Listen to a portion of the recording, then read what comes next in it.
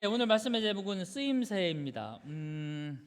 사진을 여러분이 지금 못 보고 계시지만 동남아 여행 많이 하셨죠?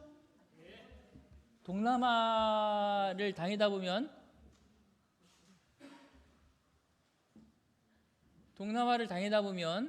여러분 동남아에서 혹시 절들을 보신 적 있으십니까? 너무 많아요. 예.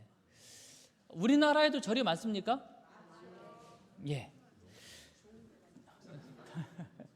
동남아에 있는 절들하고 우리나라에 있는 절하고 가장 큰 차이가 뭘까?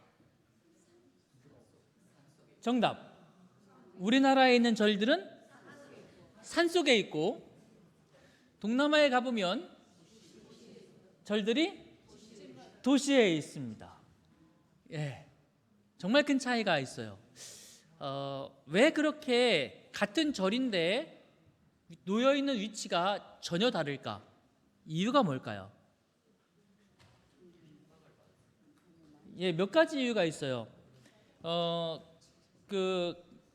우리나라 절이 산에 있는 두 가지 가장 큰 이유를 대라면, 첫째는 지금 장로님이 말씀하신 것처럼 우리나라가 조선시대 때 사찰들이 정부로부터 박해를 받았던 역사가 있습니다. 그래서 도시에 있던 절들이 많이 무너지고 산에 있는 절들이 남아있기 때문이고, 두 번째 이유는 우리나라에 전파된 사찰의 불교의 종류가 선종이라는 분파였어요. 이 선종이란 뭐냐면 중요시 여기는 것이 수련하고 이렇게 자기를 닦고 이런 것을 중요시 여기는 불교의 한 종파가 선종이라는 종파예요. 그러니까 이 선종이라는 종파는 나 자신에게 집중되어 있습니다. 그러다 보니까 조용히 말씀을 공부하고 명상하고 이렇게 수행하기 위해서는 도시보다 어디가 좋아요? 산이 좋아요. 그래서 이런 이유 때문에 우리나라의 사찰은 도시보다는 산에 더 많이 있어요.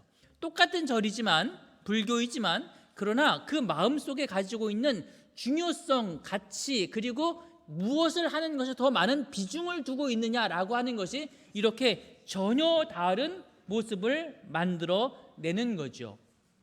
오늘 저는 이 시간에 그래서 그런 쓰임새라는 제목으로 말씀을 함께 나누려고 그럽니다. 어디에 쓰는 물건이죠?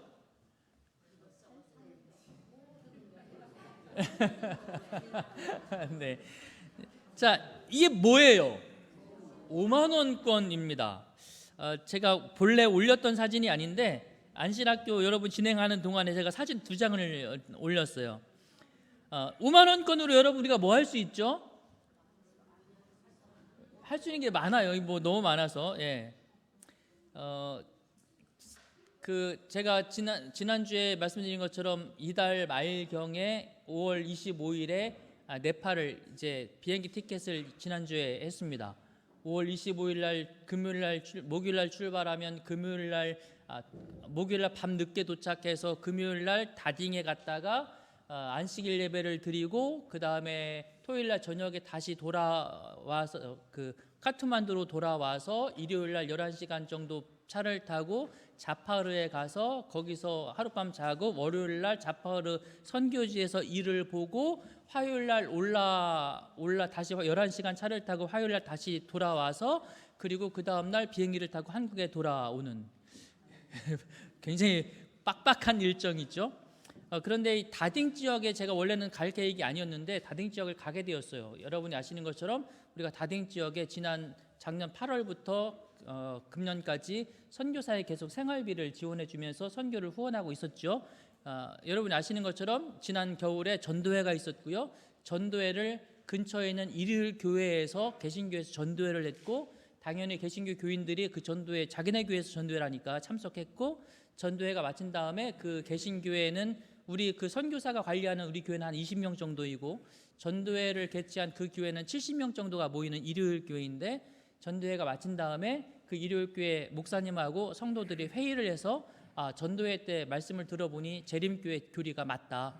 우리 다 재림교회로 가자. 그래서 일요일 교회가 통째로 간판을 바꿨습니다. 여러분 다 아시는 이야기죠?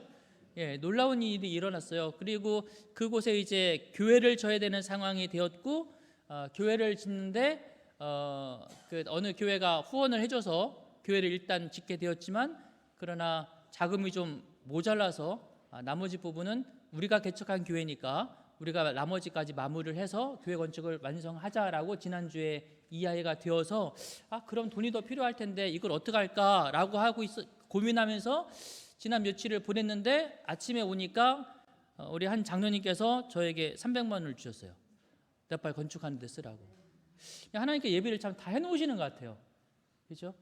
이 같은 돈이지만 이게 어디에 쓰이느냐에 따라서 그 용도가 사뭇 달라진다는 사실을 제가 다시 한번 깨닫게 되었습니다. 이렇게 헌신해 주신 분들에게 감사를 드리고 주의 은혜가 넘치게 역사하시게 되기를 간절히 바랍니다. 오늘 이 쓰임새에 대한 이야기인데요, 이번 주 우리가 읽은 말씀은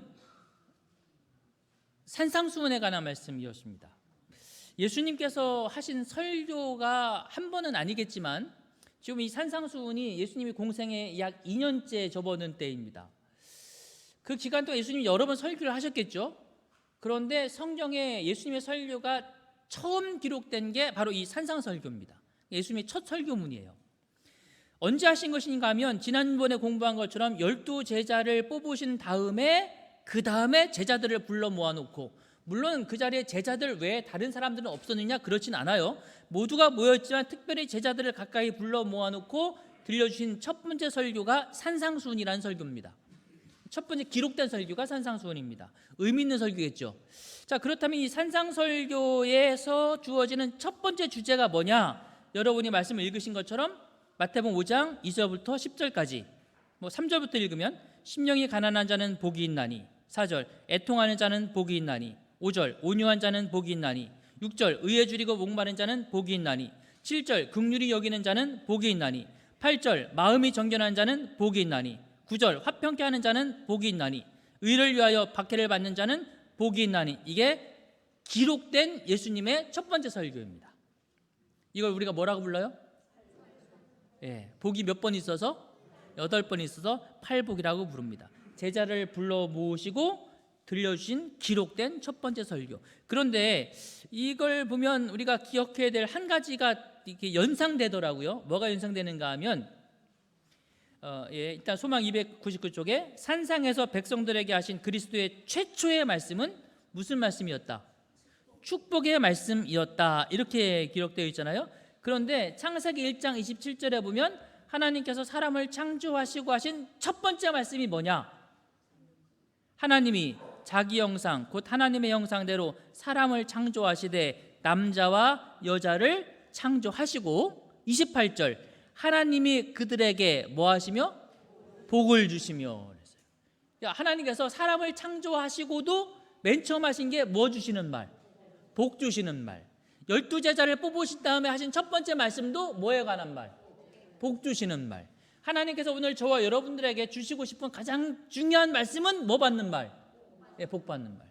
여러분, 주님께서 주시는 하늘의 축복을 누리시게 되기를 바랍니다.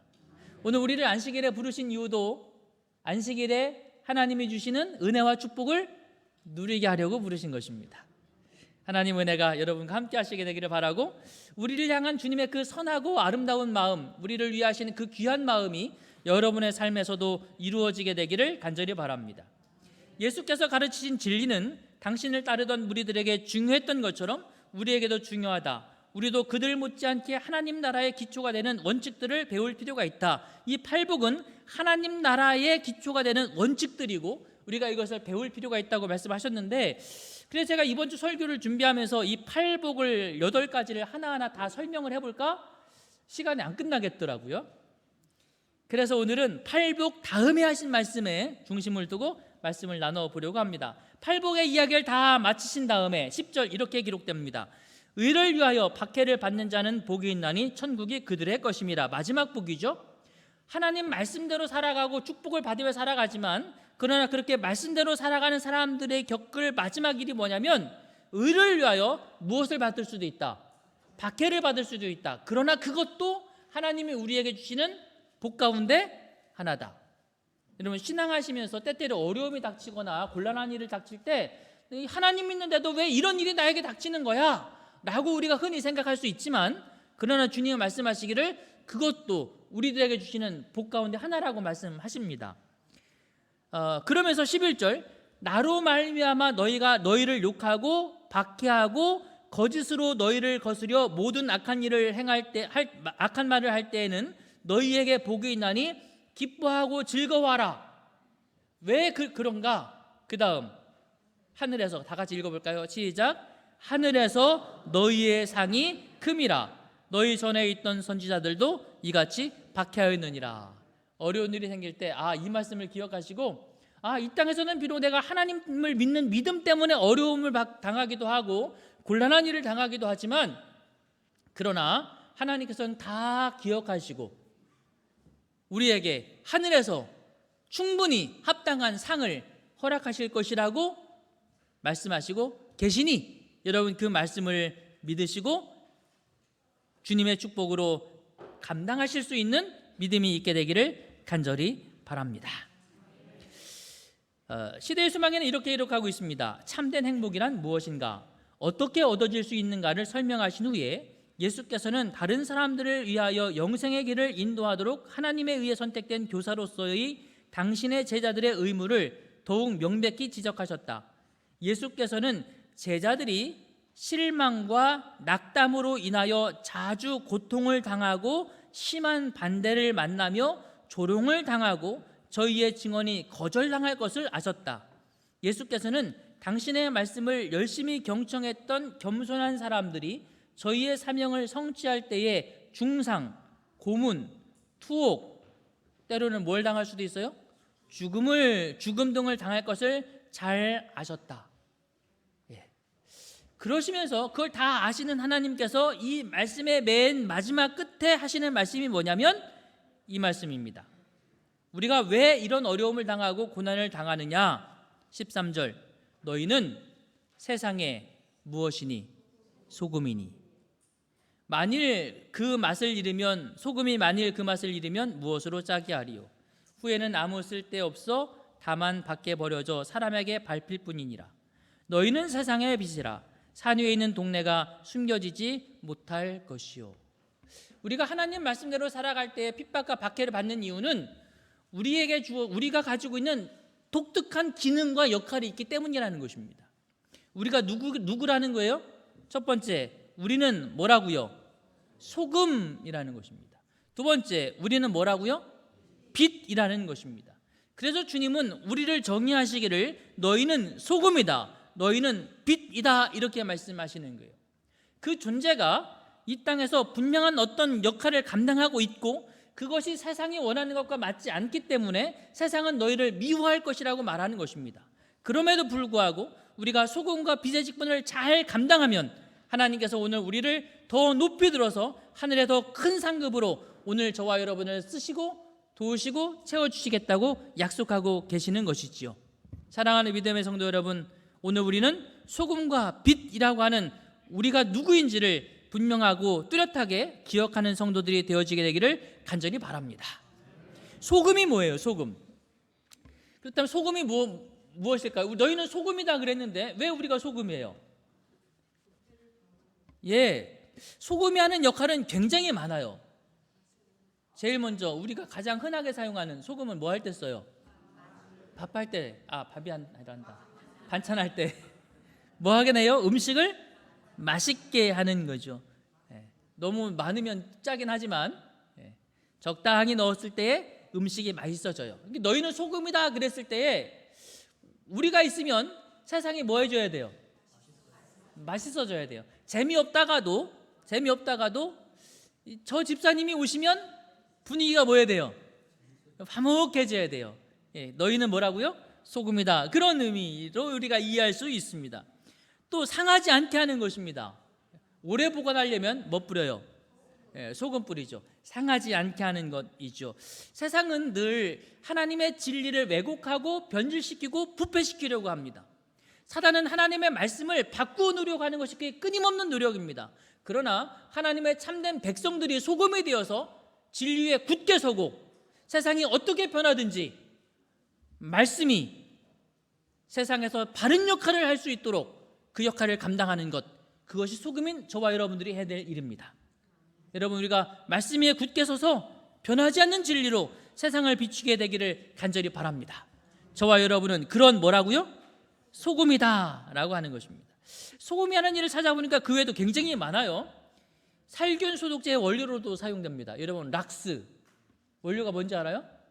소금에서 온대요. 네. 주방 세제에 들어가 여러분 퐁퐁 이런 거 있잖아요. 거기에 소금이 들어갑니다. 왜 들어가는가 하면 물 속에 있는 칼슘 성분을 녹여서 설거지한 다음에 깨끗한 유리그릇에 얼룩이 남지 않게 하는 거, 그거 뭐가 하는 기능이라고요?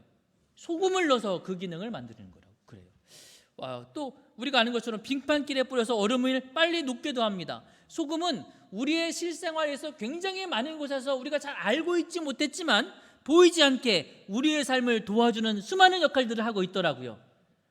너희는 세상의 소금이다.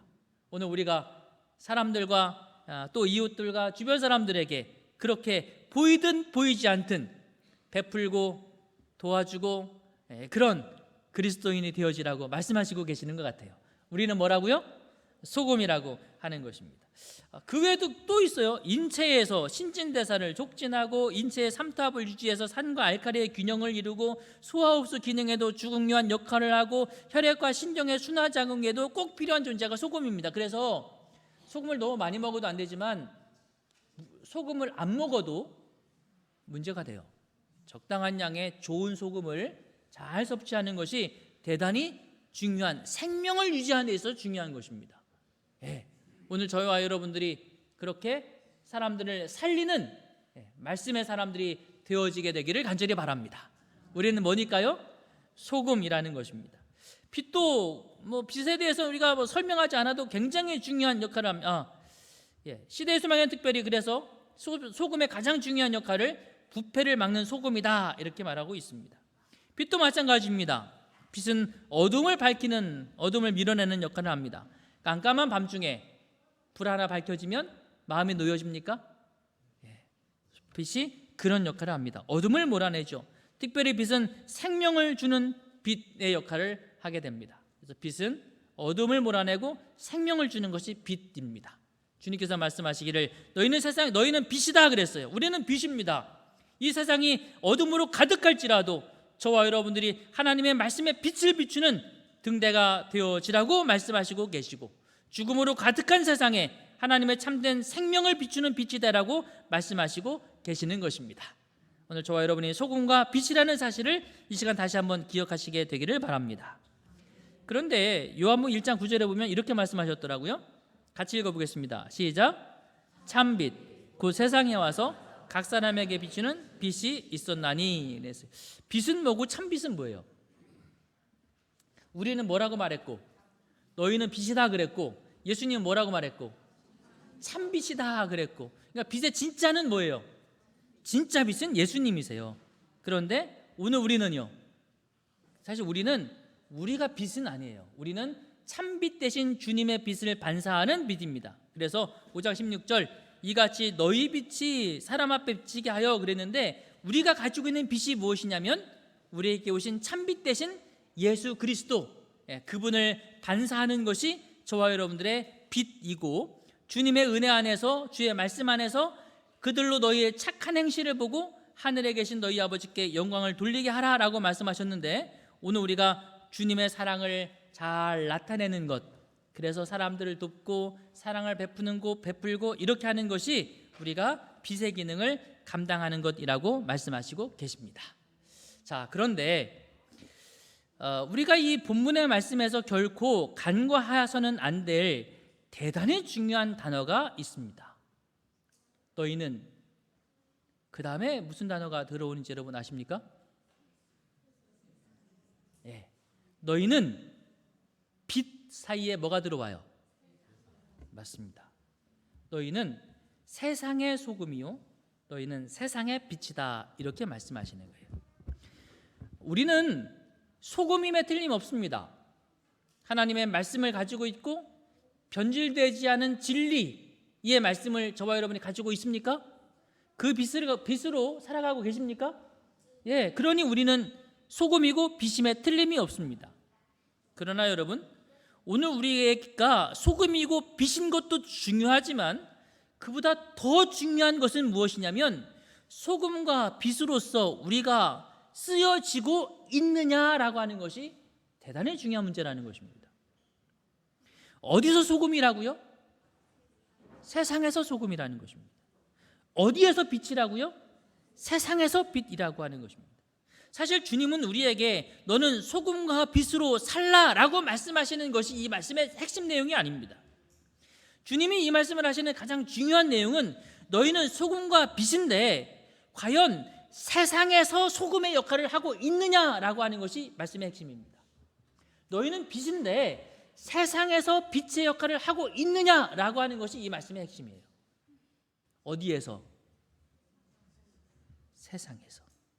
우리는 늘 이런 고민을, 이 말씀을 보면서 이런 고민을 했을 수 있습니다. 주님은 나를 소금이라고 말씀하셨는데 과연 내가 그렇게 소금으로서의 가치가 있는가? 내가 빛으로서의 존재인가라고 하는, 내가 소금이냐 빛이냐라고 하는 것에 대해서 많은 고민을 할 수 있습니다.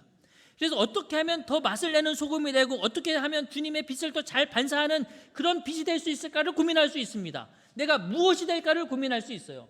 그러나 그보다 더 중요한 것은 내가 소금이냐 빛이냐라고 하는 그것도 중요하지만 더 중요한 것은 내가 세상에서 그 역할을 감당하고 있느냐라고 하는 우리의 쓰임새가 더 중요하다는 사실을 우리가 반드시 기억해야 합니다.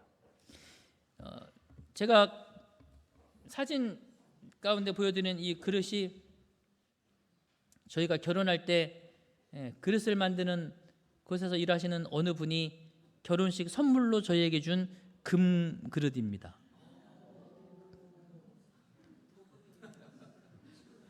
속까지 금이면 좋겠는데 속은 도자기고 겉에만 금입니다.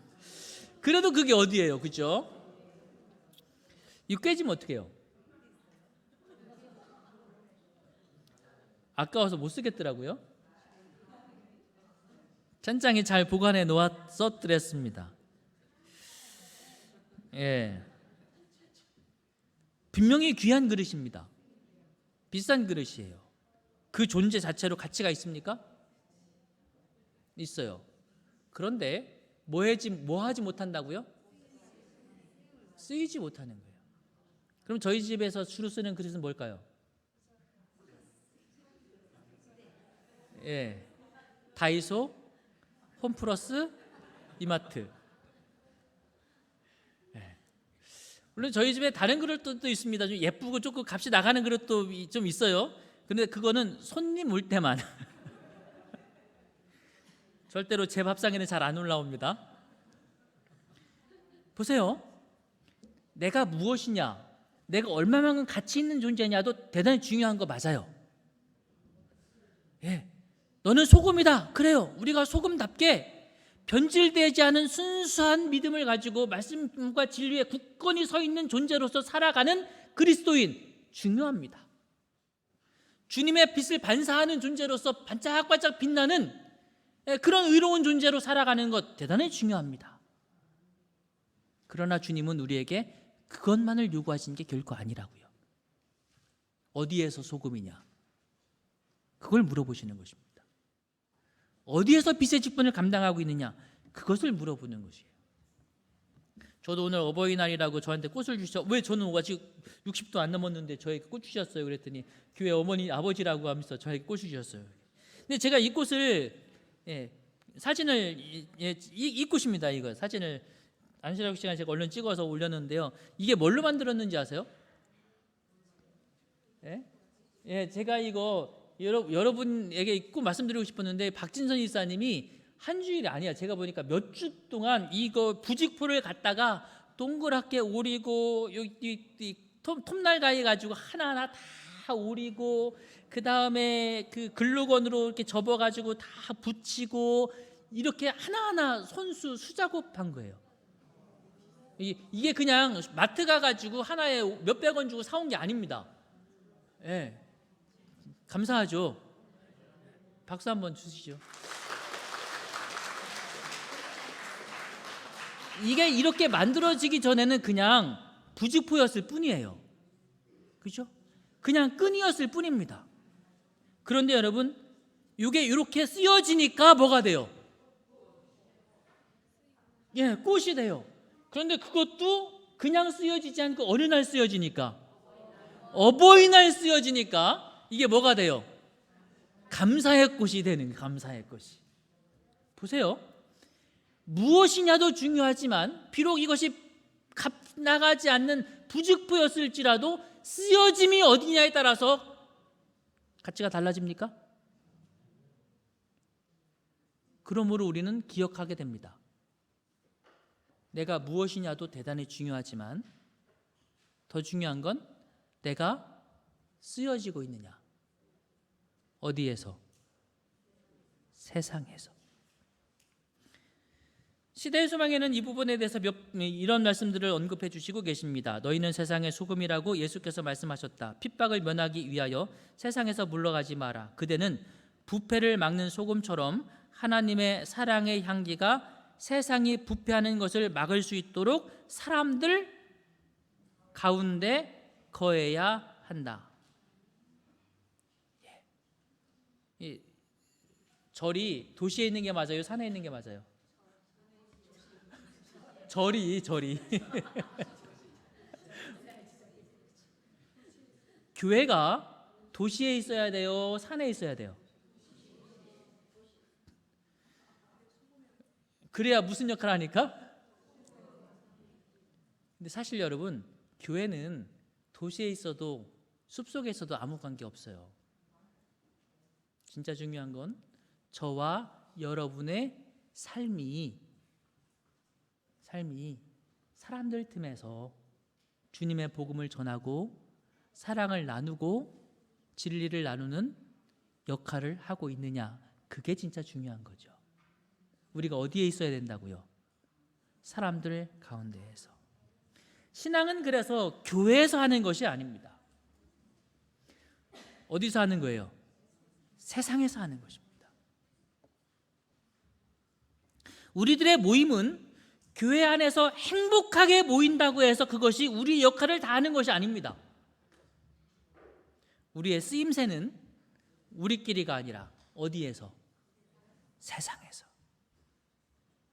우리끼리 모여서 말씀을 잘 나누죠. 그것이 우리를 성장시킵니다. 그래서 우리를 소금의 정체성을 갖게 하고 빛으로서의 정체성을 갖게 합니다. 그러나 그것에서 멈추는 것이 하나님의 계획이 아닙니다. 어디에서? 세상에서. 만일 그리스도인들이 이름에만 그치고 만다면 그들은 맛을 잃은 소금과 같다. 그들은 세상에서 유익한 가마를 끼치지 못한다. 그들은 하나님을 그릇 나타내므로 불신자보다 더 악하다. 우리끼리 교회 안에서 우리 안에서만 우리가 소금과 빛으로서 살아간다면 불신자보다 더 뭐하다고요? 악하다. 그러므로 사랑하는 믿음의 성도 여러분, 오늘 우리가 세상에서 쓰임받는 그리스도인이 되고 세상에서 쓰임받는 소그룹이 되고 세상에서 쓰임받는 온양교회가 되어지게 되기를 같은 마음으로 소망하시게 되기를 간절히 바랍니다. 성경상 신앙은 책갈피 속이나 교회의 벽 안에 갇혀 있어서는 안 된다. 또한 자신의 유익을 위하여 가끔 끄집어냈다가 조심스럽게 다시 젖혀 놓아서도 안 된다. 성경상 신앙이란 곧 매일의 생애를 성결하게 하고 모든 사업상의 거래와 모든 사교 관계에서 이 신앙을 나타내는 것을 말한다. 이게 신앙이다. 와이프는 그렇게 정의하시고 계십니다. 우리는 소금과 빛입니다. 어디에서?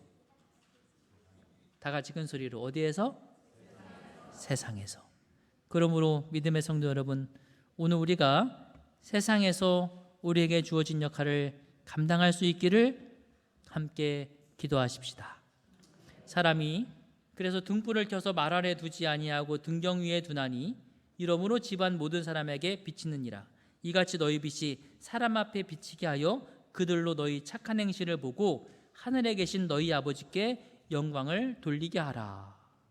이 말씀이 참 재밌는 말씀이에요. 우리가 착한 일 행실을 하면 오른손이 한 일을 왼손이 알게 해야 돼요, 모르게 해야 돼요?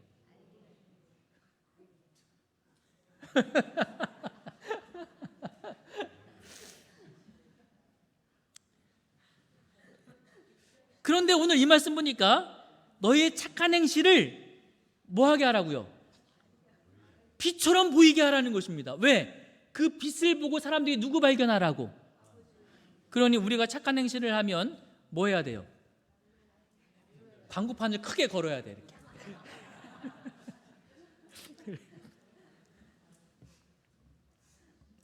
어폐가 있는 것처럼 보이지만 사실 우리가 착한 행실을 하고 흔히 그 행실을 이야기하고 드러내서 나 자신을 높일 수가 있어요.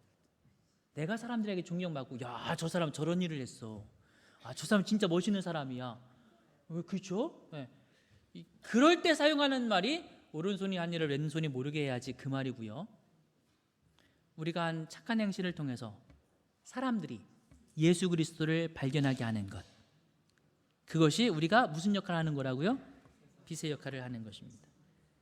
그래서 불을 켜서 등경 위에 둔다는 것이에요. 이게 조선시대 등경이고 이거는 그리스의 등경이라고 그래요. 이거는 제가 인터넷에서 검색해 본 등경입니다. 예쁘죠? 불 켜면 이렇게 보여요. 이게 얼마짜리냐면 240만 원짜리예요. 아니, 불 밝히는데 뭐 240만 원짜리 조그만 게. 아, 원래는 300만 원짜리네요. 예.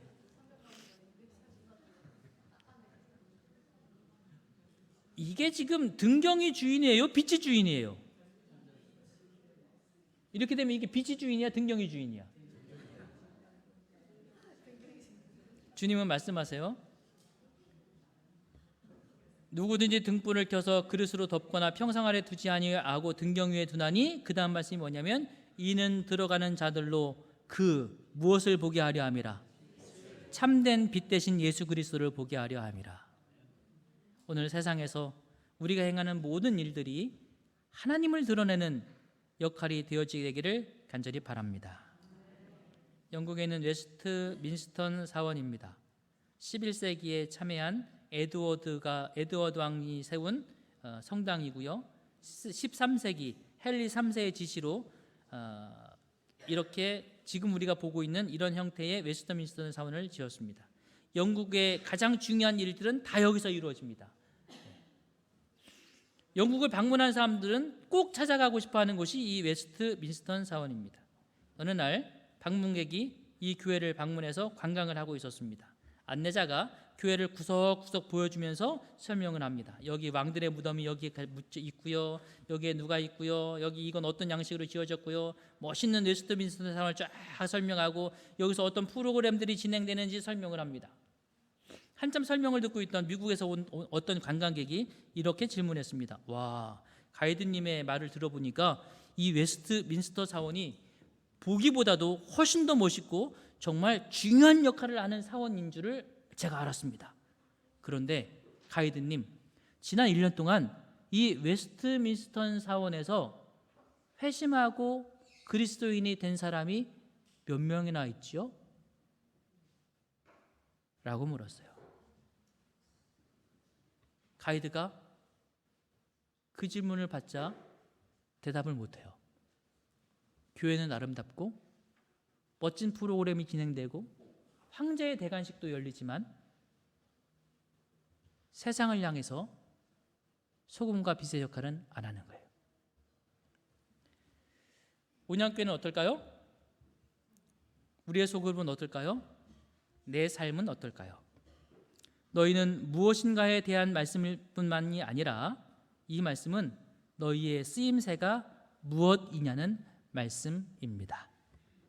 오늘 우리가 섬기는 온양교회가 우리의 소그룹이 우리 개인적 삶이 세상에서 쓰임받는 주님의 종이 되기를 소망하십니까? 우리가 그렇게 되어지게 되기를 간절히 바랍니다. 이제 남은 시간 옆에 사람과 함께 내 삶이 어떻게 쓰여질 수 있을까? 그리고 그 일을 위해서 함께 기도하는 시간 되시기를 바랍니다. 하나님의 말씀을 우리가 들었으니 쓰임받는 나, 쓰임받는 소그룹, 쓰임받는 교회가 되는 일을 위하여 우리가 어떻게 할 수 있을지 함께 3분 동안 말씀을 나누는 시간, 개인적 경험 간증을 나누는 시간을 나누도록 하겠습니다. 3분 드리겠습니다.